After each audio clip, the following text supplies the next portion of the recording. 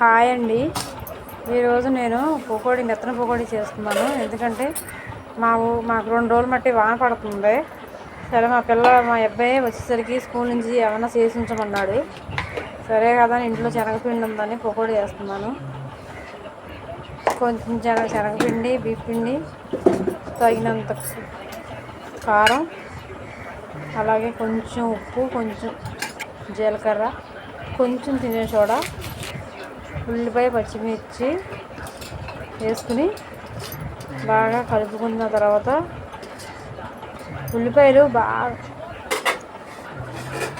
వేసేసుకుని అవి బాగా ఉల్లిపాయలో వాటర్ ఉంటుంది కాబట్టి ముందు వాటిని పిసికేసుకోవాలి. వాటిలో నీరు వచ్చేసిన తర్వాత అప్పుడు మళ్ళీ మనం వాటర్ వేసుకోవాలి. ఉల్లిపాయలు మాత్రం బాగా ఘాటుగా ఉన్నాయండి. కలపలేకపోతున్నాను. ఇలా బాగా పిసికేసుకోవాలి. పిండి అంతా ఉల్లిపాయలకి పట్టేద్ది. అందులో వాటర్ అంతా బాగా వచ్చేద్ది. తర్వాత కొంచెం కొంచెం వాటర్ వేసుకుంటా కలుపుకోవాలి.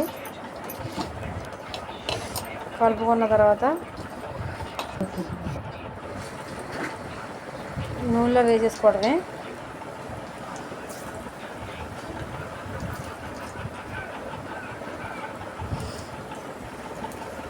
ఫస్ట్గా 3 ఆయిల్ అయినాయండి. నాకు, మా వారికి, మా పెద్ద అబ్బాయికి. మా చిన్న అబ్బాయి హాస్టల్లో వెళ్ళాడు కదండి నిన్న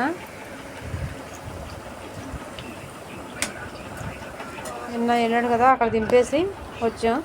అయినా మా చిన్న అబ్బాయి ఉల్లిపాయ వేసి ఏ ఐటమ్ తిండో,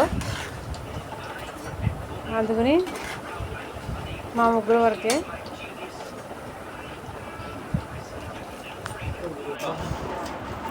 ముందు మా అబ్బాయి తినేసాడు, ఇప్పుడు మా వారు తింటున్నారు.